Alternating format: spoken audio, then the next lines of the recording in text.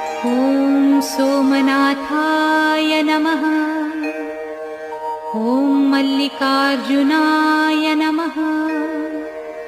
ॐ महाकालेश्वराय नमः। ॐ ओंकारेश्वराय नमः। ॐ वैद्यनाथाय नमः। ॐ भीमशंकराय नमः। ॐ रामेश्वराय नमः। ॐ नागेश्वराय नमः। ॐ विश्वेश्वराय नमः।